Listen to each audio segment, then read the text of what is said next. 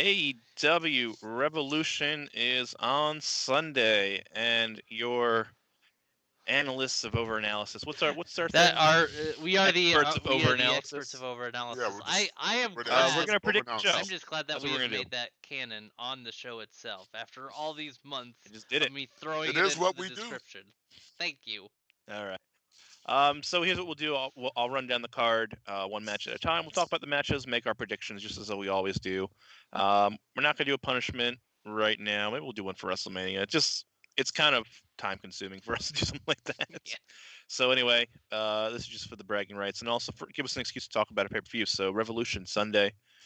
We've been hyping this for months. Nice thing about AEW is we only have a couple pay-per-views a year. I think it's like 5, Yeah. right? Mm-hmm. Yeah. So you get long layoffs between pay-per-views. This one's looking good, I think. So I'll start with the buy-in, which is going to be the pre-show. It is a tag team match. Riho and Thunder Rosa are teaming up to face Dr. Britt Baker, DMD, and Reba Rebel, whatever her name is. That's the joke. So this is our tag match, James. I guess we'll start with you. Buy-in. What's going on? Of course, Britt Baker is kind of pissing everyone off in the women's division. Dr. Britt Baker, DMD. I'm sorry, Miss Baker. Dr. Baker. Put some respect on the name. Put some respect on that name. I do. Finally got a chance to sneak that in there. Yeah, James, you're up first. Oh, it's easy. Riho and Thunder Rosa. Riho and Thunder Rosa win this one. Easy. Yeah. All right, Alex. You know what? I'm gonna jump out the gate making the occasional contrary prediction. I'm actually gonna go with Dr. Britt Baker, DMD. Put some respect on the name, and Reba Rebel, whatever her name is, put respect on whatever she chooses. That's my pick for no respect on no this. respect on that name. Okay. Anyways, I think it's just Reba. Anyways, I'm gonna go with them for the pick. It is Reba, but the joke is it sounds like that Dr. Britt Baker DMD says Rebel or something like that. Anyways, I'm going with them for the the pick. All right. You know what? I was actually tempted to pick Dr. Britt Baker and DMD because she's kind of being pushed right now in the division. But the fact that Reba is her tag partner makes me want to stay away from that. Like if she had a real tag partner, like another heel in the division, sure. But I'm gonna have to pick Riho and Thunder Rosa to win the buy-in. Okay, cool. We're going to go on to the next one. So they revealed to us on Wednesday this is actually the opening match. So we're actually doing this one at least in order. And this is a tag team grudge match. Miro and Kip Sabian are teaming up against Chuck Taylor and Orange Cassidy, half of the best friends. Because unfortunately, Trent has a real pec injury, so he's just off TV because of it. Alex, you're up.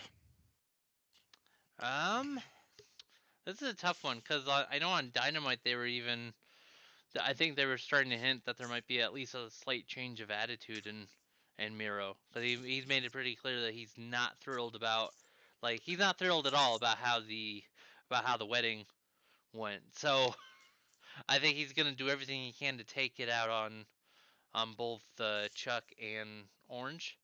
And I think that is enough for me to pick Sabian and Miro to win. Okay. This is actually a tough selection because, we haven't really gotten anything out of Miro yet since he's been in AEW. Just kind of like with Kip Sabian doing this wedding stuff and this long story that's been meandering. And, at one point last year, Orange Cassidy was the hottest act in AEW. And then they kind of just tossed him aside. But this is the kind of story, the way they've been telling it, that Chuck Taylor and Orange Cassidy have been brutalized by Miro and Kip Sabian the whole time. I feel like this is their story to win. So I'm going to pick Chuck Taylor and Orange Cassidy to go over here. James? I'm with you. Orange Cassidy and Chuck Taylor win this. Okay. That's it. I have nothing to add. All right. All right, so the next match is the Casino Tag Team Battle Royale. And I know on our call sheet we have a couple of teams listed, but there's actually so many more in the match. But I'll read what Alex put here on this sheet. So he put Bear Country, the Dark Order, which is Alex Reynolds and John Silver, Also, the other Dark Order, which is Evil Uno and Sue Grayson. The Inner Circle, which is Santana and Ortiz. The Butcher and the Blade, Private Party, Top Flight. But we also saw in the SCU, who should probably be in the match, Peter Avalon and Cesar Bononi are in the match. Who else was in that brawl? I'm trying to think. I think 5 and 10 are going to be in the match as well as a tag team. A lot of tag teams. Yeah. Yeah, there's just a lot of tag teams they're going to do. What about the sure, what about the Pentago guns? and Luther. Are the guns there in there too? They Gun Club. Yep, Gun Club as well. Okay. So lots and lots of tag team to choose from, and I get to go first, don't I? I just want to interject with something because I did just to add to what the stipulations are for that. Just to make it clear, it's similar to the previous battle royales where they come out different like suits. they start out for this match it starts out with 2 teams and then they'll have another team come out every however long. It's not Is it the suits? They're not doing the suits things, I don't think. Okay. But the big thing is that the Royal Rumble. Yeah, it's a casino though. It says casino. I know. So The point. So the main thing I want to bring in. The main thing I want to bring up, especially in case it affects our predictions, is that in order for a team to be eliminated, both members of the team have to be eliminated. Like they have to be. Yeah. I just want to make sure. Yeah, it's like a Royal Rumble for tag. Yeah, it's a Royal Rumble type thing. Sure one member goes out. If one's still in, the team's still in. Exactly. Oh, Death Triangle match as well. Yeah. There we go. So so go ahead. All right. So trying to think. So the winner of this match is the number 1 contenders for the tag titles after the Young Bucks defend against Inner Circle. You said FTR is in this? I would imagine FTR and Jungle Express are also in this. Okay. This is a tough one to pick. I think just based on, I think I'm going to pick Death Triangle, which will be Ray Phoenix and Pac as my winners. They gave them a random tag match on Wednesday to win, kind of unannounced. So I wonder if that was like, hey, they're winning matches because they're going to win the Casino Tag Team Royale. Okay, James, you're up. Yeah, this one's hard because, quite frankly, it depends on where they want to go with it. I mean, my head says it probably should be Jungle Express. Oh, I bet you know who else is in it? Gallows and Anderson. They could be in there too, but then my head is saying Jungle Express. My heart is saying it should be FTR because where has FTR been since they lost the belts? They haven't done anything except play, mess with Jungle Express. I mean, you know what? I'll just do this. I'll go. Let's go with the safe pick. FTR. I'll say FTR. Okay. No. Jungle Express. Jungle Express. Jungle Express. Right. I will think that if the way they've been pushing Jungle Express and everything, especially with Jungle Boy and I think it's Jungle Express pulls us off to take number 1 contender shot. Especially if they're going the way I think they're going with the Young Bucks. But then again, we'll talk about that when we get to that one. Okay. Alex. Okay, I'm just trying to think because I didn't see them announce. I didn't really quite see them say, "Oh, definitely the Good Brothers are going to be in it." But I know the big story that they've been teasing is that like the Bucks have been trying to like find a way to offer a shot to the Good Brothers, and I have a feeling that I just have a feeling that might be separate from all this. That's what I'm trying to get across. Sure. I don't know if they're in the match. Right, exactly. I don't know if they're in the match. You know, they are a tag team on AEW TV. So with that said, I'm gonna go out on a slight limb, and I'm actually gonna pick the quote unquote other tag team within the Inner Circle.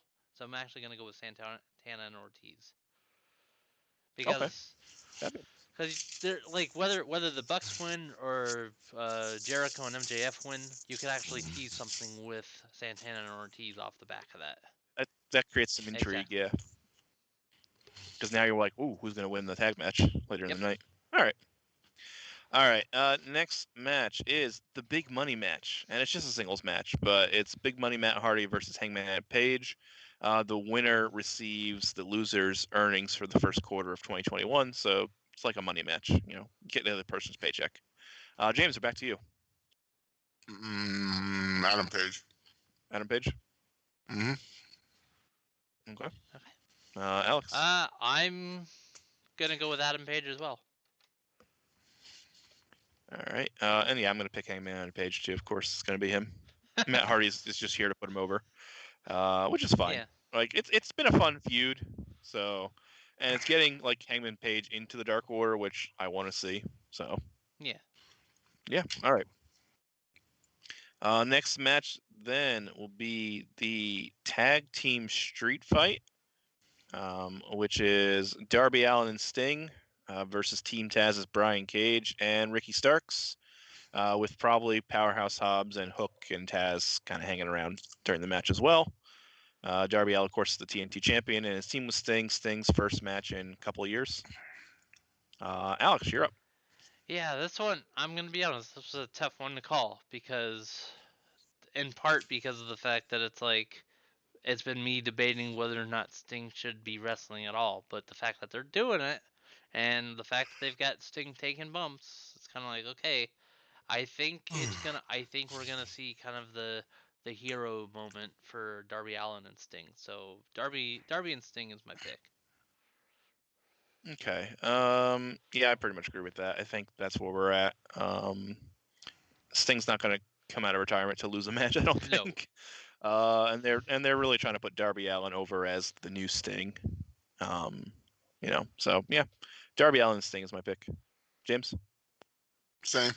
Darby Allin and Sting. I don't think they're like I said, Sting's gonna lose this match. And yeah, same thing. Darby Allin and Sting winning this. Okay.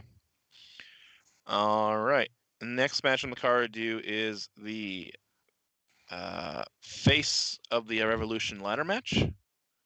So that will be the winner of this match becomes the #1 contender for the TNT title. It's Cody Rhodes versus Penta El Cero Miedo versus Scorpio Sky versus Lance Archer versus Platinum Max Caster versus a mystery opponent. I guess I go first, don't I? Yep. Yeah, this is another weird one. I wonder if Cody wins and they just do that again. But I mean, he just lost. I'm gonna go outside the box here. I'm gonna pick Scorpio Sky, because they've been pushing him as like the singles wrestler for quite a while now. Like he hasn't lost in a long time as a singles wrestler. He has been kind of hurt, but he's also doing that media thing with his podcast. I think the winner of this match is going to get a title shot, and that's that. I don't think they're going to beat Darby Allin. So I'm going to pick Scorpio Sky. James? You know what? I'm going to go on a limb and say it's the to be announced. You're going to pick the mystery opponent? I'm going to pick the mystery opponent on this one. I'm telling you, I think it's going to be RVD. I'm telling you, it's just perfectly set up for RVD. This is perfectly set up. RVD, you hear his... God, I hope not. Watch. The ladder match is RVD. He pops it out. Tony Khan will really pull something off, and he'll get the rights to freaking walk by Pantera. No, probably to walk by Pantera. I'm telling you, probably. Well, it's not that hard. You just got to pay Pantera. You just got to pay. Well, no, I know. I'm just saying, if anybody would do it, it's Tony Khan. Yeah, he's already paid for Jungle. Yeah, he's literally been collecting. James, you're disappearing behind your nameplate again. Yeah, come back to us. There you go. See, this thing has the weight of it has brought down on me and pushed me on. All right, so James picks the mystery opponent. I picked the mystery opponent. Alex. Okay, well, you wanted to pick the mystery opponent, didn't you? Well, no. Here's the thing. Well, okay. First of all, I do want to address that that Paul White mentioned that that's going to be part of the prediction. And I'm just gonna say that I would kind of laugh if that ends up being the same thing. So that was gonna be our tiebreaker. Yeah, but yeah, anyways, aside from that, I just want to, before I actually make my pick, I just want to make something very clear. I am going to be very, very, very, very disappointed if Cody Rhodes wins this match, because Cody Rhodes does not need yet another shot at the TNT Championship. I'd rather see him go fight Kenny Omega for the world title, to be honest. Well, here's the thing. He pushed himself out of it, though. For some freaking reason, they did the stipulation. He's never going to... That's only while Jericho. It was only while Jericho was champion, and then he focused. But he hasn't done anything and tried to focus on it. So hopefully, maybe they'll shift it into him going after Kenny. He might go away from attorney leave soon. I'm going to spare everybody my rant on Cody Rhodes right now, and instead I'm just gonna go ahead and pick Lance Archer. That's my pick. There we go. I'm gonna pick Lance Archer. Okay. The Murder Hawk. Yes. I'll tell you what I'm looking forward to, and that is Max Caster dropping rhymes on these fools. Oh my gosh. He's gonna have 5 opponents to diss on his diss track. Man, that guy's a future star. Oh yeah, I believe it. He's got to get a little bit better in the ring, but he is a future star. All right, let's do the title matches then. Those are all that's left. So let's start with the AEW World Championship the World Tag Team Championship match. The Young Bucks are defending the AEW tag titles against Chris Jericho and MJF of the Inner Circle. James, we're back to you for the first pick. God, I hate. Me and you are on the same page with the Young Bucks. You know that. Yeah. You know my thoughts about them. And they're trying to go back to ultra babyface stuff, and I'm like, damn it, we were so close. I know. But here's the thing: they're winning. They're winning this match. They're winning this match. They've only held the belts for a couple of months. They're going to keep it on for a little bit longer. They're probably going to implode the Inner Circle soon. I don't know, or just leads toward the implosion that's coming. But Young Bucks win. You're right, and they're ultra baby faces now. Oh, the Inner Circle has beat up the dad. Yeah, I was disappointed when that happened. They beat up. Damn it! Now they have to be ultra baby faces again. They're ultra baby faces here. They're winning this match. All right, Alex. Okay, so here's the thing. Once again, I'm gonna give a little bit of insight before I make the pick. So the way I see it, the difference between the Bucks winning and Jericho and MJF winning is how soon they would want to tease like the dissension between the two tag teams within the Inner Circle. If MJF and Jericho were to win at Revolution, then you could easily do, like I said, that would also go with my picking Santana and Ortiz to win the tag team Royale, because then they could actually be like, okay, well, we've earned this shot, and then there's that whole it's basically a matter of how quickly do we see the things. So are you picking them? I, as a matter of fact, am going to pick them because somebody needs to be wrong about the Young Bucks winning, and it might as well be you are me. Happy to take up the mantle of being wrong. Yeah, because hey, you never know. Yeah. Maybe I'm right. Maybe I'll get really lucky and be right. At least we're not doing a punishment. Yeah. I don't think I can handle who knows what. Nah, you're fine. All right. Oh, excuse me. Starting to get tired. It's tiring thinking about the Young Bucks winning, isn't it? It is tiring. Pretty much. Bucks. Yeah. I mean, at some point we're going to do Young Bucks versus Good Brothers, so I think it's going to be title versus title. So the Young Bucks are going to retain the titles until that happens. Probably the next pay-per-view when they finally turn Kenny Omega on the Young Bucks too. It seems like where we're going there, which is fine. Kenny Omega's pretty awesome right now. But I could leave the Young Bucks. Just it would be fine. All right. The AEW Women's World Championship match then is next. It's our semi-main event pick. I don't know if it'll actually be the semi-main event, but anyway, it is the champion Hikaru Shida defending the title against the women's eliminator tournament winner Ryo Mizunami. Yes. And Alex, you are up first. This is slightly tough to pick because of how the actual tournament panned out. Because I feel like Nyla Rose was such a heavy favorite to win the tournament that the fact that she didn't kind of makes me wonder how this match is going to play out.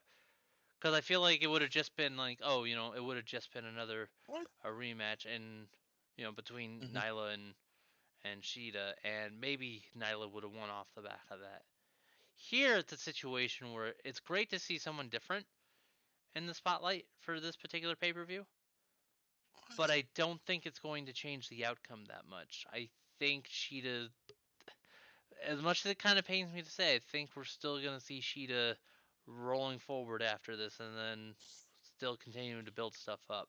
which would suck because then it's like, well, we built up to a title match with the same outcome. But I gotta vote with my head on this one, and not with my heart, so to speak. So yeah, Shida's my pick. Oh, man, I like Hikaru Shida a lot. Like, she's pretty Oh awesome. no, she's great. Like, she's Yeah. I carried have this. no issue with She's it. pretty great. awesome. I'm also gonna pick her to win. I don't think that Ryo Mizunami is the right character. Like, you can. We need to see more of the Japanese women first off. And I don't think having another Japanese woman take the title from Hikaru is the right move thematically because it doesn't have the same impact as No. maybe Riho, but I honestly don't want to see Riho with the title. No, I don't understand. No, so it's gonna be you Shida, right? you can say in a second. But yeah, I'm gonna pick Hikaru Shida. I think it's great. I think. I thought this tournament was going to give us Dr. Britt Baker, DMD, as finally the queen of the women's division, but we're not there yet, I guess. But we're starting to build up some people like Jade Cargill now. She's going to be a big force in the women's division soon. I think they're still going to give Red Velvet a shot at the title because she was the number one contender briefly, Right. even though she lost on Wednesday. So I think we're still going to be Hikaru Shida. Plus, she looks very, very intimidating in that white suit, and I love it. Anyway, James. Here's the thing I don't understand. I don't understand much as I enjoy having the Japanese side of it and everything. I thought that was inspiring. Look at the Japanese wrestlers and everything, and they should have had Aja Kong. I thought Aja should have been in it all, but Aja Kong versus Nyla Rose would have been a great match. I would love to have seen that one. But I thought it should have been Thunder Rosa. I'm thinking Thunder Rosa is the perfect rematch. You could have had Thunder Rosa in there. You could have had the rematch now. You could have had this. Could have had Thunder Rosa. You could have Thunder Rosa beat her, and you could have another set up for the rubber match, and everything. That would have been perfectly set up. I thought it would work because Thunder Rosa can also talk. So out of this though, I have to go with Shida too. Riho she hasn't been introduced enough to take that belt from her, especially for an audience who's only seen her, through these Right. Now everyone's watching YouTube. Right. Yeah, now he has YouTube, The and they YouTube only saw show's her only in got this, about 100,000 March. views. They only saw her beat Nyla Rose in this one match. I mean, March 3rd. So you're like, okay, she's number one contender, but I don't know her. Thunder Rosa. It was like when they did Emery Sakura versus Ryo too. Like, it was so weird. Mm-hmm. Yeah, so it's. I have to go with Shida. Like I said, I think it should have been Thunder Rosa. I think it should have been the rematch. Like, hey, all right, now Thunder Rosa's coming in. She doesn't have the belt. She wants to take that belt from her. Boom, you could have sold this as a rematch and everything like that. Now remember, this is not the first time we've seen Ryo. She was actually on the first couple of episodes of Dynamite in 2019. Right. That's 2 years ago. I know, it was 2 years ago. But I just want to make that correction. Like, this is not the first time she's on AEW TV. Yeah, it's like the fourth time. I do just want to say real quick that I think that's what it really boils down to. And because this is a concern that James and I both share in particular, and you probably feel the same way. But just from what I'm hearing from James and what I was thinking earlier, it kind of boils down to if any of the kind of bigger, if the more known names, if any of the other more known names had won the tournament, it would have been a bigger question of whether or not Shida would have actually retained at the pay-per-view. Yeah. But the fact that it's a relative unknown compared to them makes it less of a question, which is kind of sad to say, but that's kind of just where we're at. No, I mean, that's just the fact of the matter. Yeah. I just don't see her dropping it to Riho.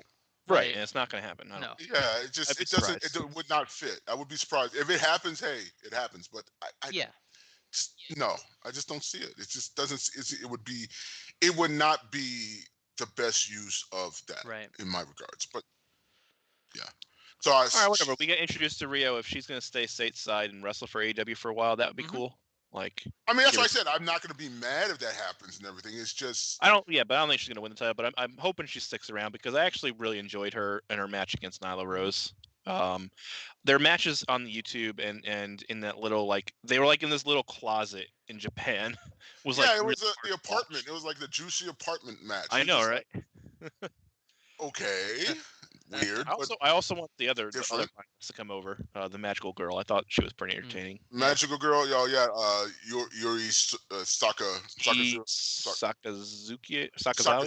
Sakazawa, yeah. I don't know. We butchered this last week too on the show. Yeah, trust me, I will butcher these names. And all right, let's. Like I said, I want to see Aja Kong. I would love to have seen Aja Kong versus Nyla Rose. Like, that would have been good.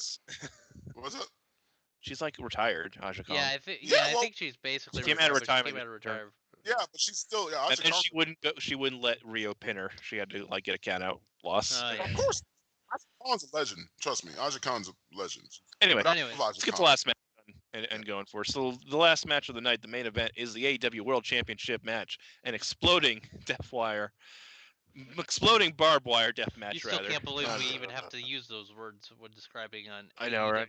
Kenny Omega defending the title against Jon Moxley. I go first. I mean, I'm not looking forward to the stipulation, but the match is fine. Like, it'll be a fine match. Like, I'm not. It's silly that we're doing this, but it's not going to be a bad match. Like, it's going to be a worthy main event. Kenny Omega has been very awesome since his heel turn and this championship win. I'm going to pick Kenny Omega to retain. It's not Jon Moxley's time anymore. James. Also, you're disappeared behind your nameplate again. There you go.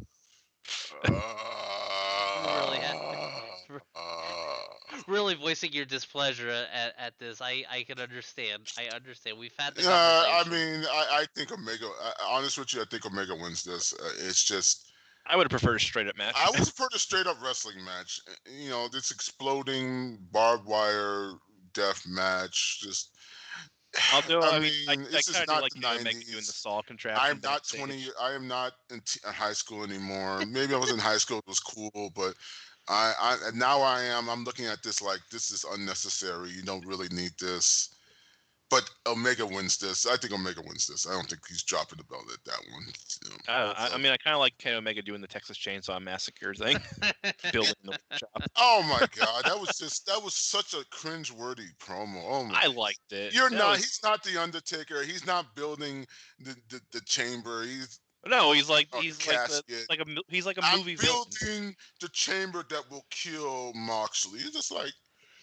Oh, he's like a cartoon villain. Right. I kind of like it. It's playing into his more cartoony villainous thing, which again, it's not. I understand. It's not everyone. Then grow a mustache and start twirling it. Yeah. Anyways, yeah.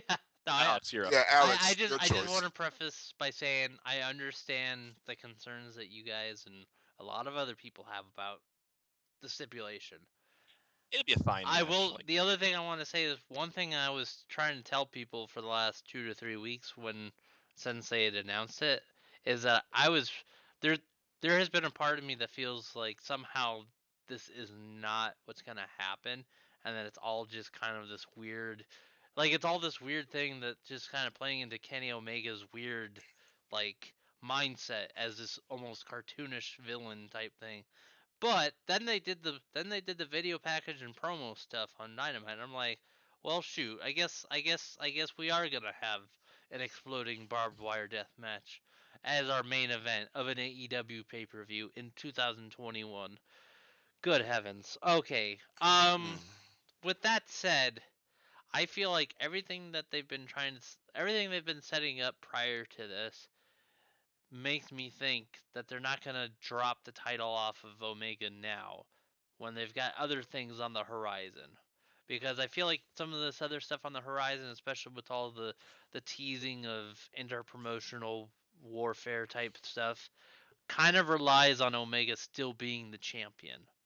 So for that reason, I got to go with Omega retaining. Because I feel like if they're going to continue teasing him, especially if they're going to tease him trying to continue this path of being a title collector, like he's been jokingly hinting at, he's got to still be he's still got to be AEW World Champion when he tries to challenge for the Impact World Championship, for example. So yeah, it's got to be Omega retaining here. All right, and now our tiebreaker. Paul White teased the Big Show that there's a huge signing coming to AEW on Sunday, a Hall of Fame worthy signing. And then Tony Khan said, "Yeah, it's true." So on Twitter. So this is going to be our tiebreaker. we'll go to the line. I guess James, you'll be first. We cannot pick the same person, so once someone's picked, that's it. They're locked in. James, you get the first pick. Who is the big Hall of Fame worthy signing? I already told you. I think it's RVD. I think it's RVD. I Okay. really do. I think it's RVD. All right. James is locking that in. Alex. Yeah. Like I said earlier, it wouldn't surprise me if what actually happens is if it's whoever we think it might be, that person's also in that match. That would be cool at least. But anyways, I feel personally like this is one really weird way for Paul White to basically promote himself. So I'm gonna be that guy and say that he's just hyping himself up and that he is the a Hall of Fame worthy signing. He's just using this to hype himself up, even though we know that he's primarily a commentator. It would fit with his character. But they never if he really say heel. anything about him. It would. They didn't really say, oh, he's gonna be, he's signed to AEW. They didn't say, oh, he's signed to wrestle. So I'm gonna be that guy, and I'm gonna pick Paul White. That he's just promoting himself. Man, you guys are giving me so many good things to pick from. I mean, there's CM Punk who's out there, of course. Who's insisting on Twitter that he's not. He's insisting. Yeah. That he's not. There's Brock Lesnar out Good there. heavens. The NWA World's Champion Nick Aldis. Lots of good names out there. I'm trying to think. Are there any good women's names out there right now? That aren't already. Tessa Blanchard. Tessa Blanchard's still out there. Tessa Blanchard. Selena Vega, but I'm not sure you could say Hall of Fame worthy. But Selena Vega's still out there. I'm She's surprised she hasn't. Her no. I don't know. Maybe Lita or Trish are out there and we're gonna get a big women's signing. I don't see. Honest with you, Lita or Trish are untouchable. They're not leaving WWE under the blanket of WWE. We thought Big Show was untouchable. So no. Well, that's different. Trust me. The females are different than the males. Trust me. Lita and Trish would not. They wouldn't give up security. Honestly, WWE. No. Anyway, I'm not picking them. I'm just listing off some options. Yeah. I think it's going to be Nick Aldis, the world's champion. Okay. Because I'm afraid, and I'm hoping the AEW doesn't, trot out another 50, 60-year-old legend, which I've loved the business. Which, great, legends, awesome. I'm hoping that their big Hall of Fame worthy signing is someone who is current and can, wrestle. So that would make more sense. I'm going to pick Nick Aldis. I would hope it's Nick Aldis. Put him in the ladder match too if you want. That's fine. I'm going to pick Nick Aldis, the world's champion. We already have the AEW Women's Champion on the roster, or the NWA Women's Champion on the roster. So why not the men's? Okay. I'm surprised they hadn't done that earlier. I mean, really, Nick. It's been almost. He's also a big dude. He's 6'5". Mm-hmm. Yeah, right? I'm surprised they hadn't done it 6 months ago, 8 months ago. And, Yeah, so maybe now's the time we'll do Nick Aldis, because NWA has made it clear you can be under an AEW contract and still wrestle for the NWA. Yeah. That's fine. So. And have the title and still wrestle for the AEW. So I would have loved if it was Jacob Fatu or Hammerstone. What about Alexander Hammerstone? Man, why ain't he there yet? Right. Alex know what I'm talking about. I do. Hammerstone got he'd be a good get. But yeah, I hear you. So Nick, see, that's my thinking too. Again, this is in line with the whole. When I say my thinking, I mean I'm thinking that I would be totally cool with them doing a thing where the big signing that they're talking about. Oh, he's the mystery of he's the mystery person in the ladder match. That would be, especially if it was someone like a Nick Aldis, that would be pretty cool. Yeah, I'm gonna pick Nick Aldis. I'm hoping it's him because then we'll get a solid wrestler. Wins. He gets a future TNT title. You got an instant shot at Darby. You can build Darby up against a guy like Nick Aldis. Nick Aldis is a great heel. Absolutely. So, yeah. That would be great. That would be great television. I could see Nick healing up on Darby. Well, that's my pick. Perfect. Yeah, good job. Oh yeah, I'm not saying. Well, no, we're just discussing within the context of. I hope so. I hope it's not as much as I like people like Kurt Angle and Brock and stuff like that. I hope it's not. They don't really need to have another. No, it's not. Brock got that NBC show. He's going to be shooting Black Adam. I said Brock, not Brock. Oh, I think you said Brock. Brock is not going to do it. Brock is not traveling from Canada here. I don't think Tony Khan's got enough money to bring Brock over. I'm sorry, Brock. And if I know Brock, Tony Khan has billions. He has enough money to buy music rights in perpetuity, which is a little bit different. Listen, Tony Khan is propping up the entire indie wrestling scene now. Here's what Brock does. He sees off from Tony Khan. He goes to WWE. This is what they're offering me. WWE pays it in a heartbeat. Right. That's Yeah, the more probably. likely thing. Yeah. Well, I didn't pick them. I picked No, Aldis. right, I'm just okay. saying I don't want it to But be those I'm types just of giving people. Okay. CM Punk is the same thing. Yeah. This is where CM Punk is the same thing. Say Tony Khan offers CM Punk, say, I'm going to give you, I want you to be 5 years. We're going to give you $3 million for those 5 years. CM Punk, okay. Vince, they want to sign me for 5 years, $3 million. Can you do better than that? Okay. But anyways, okay. So I think Punk's done wrestling, but anyway. But like I said, I don't want it to be a part-time legend. I want it to be a full-time wrestler, and that's why I picked Nick Yeah, I Aldis. think. Okay, let's go ahead and wrap this up because we are Let's 18 wrap this minutes up, over. baby. Yeah, all right. Yeah. Take us home, Alex. All right. So this has been fun. But yeah, before I get into the show outro, I do want to wrap up this particular part of the show. Yeah, be sure to hang out with us on the Twitch at Power to the Smarks. Live after Revolution, which I was informed that is on Sunday. I almost forgot. I got so used to them doing Saturday pay-per-views that this one threw me off. I like Saturday pay-per-views so much They better. should did Saturday. Yeah, this should have been good on Saturday. But yeah, this Sunday is Revolution. The buy-in starts at 8 p.m. No, or 7 p.m. 7 Eastern. With the main show starting at 8 p.m. Eastern. And after Revolution, you can hang out with us on the Twitch at Power to the Smarks, where we give a quick rundown of what happened at the show and then our thoughts. We'll give our live reaction show after Revolution.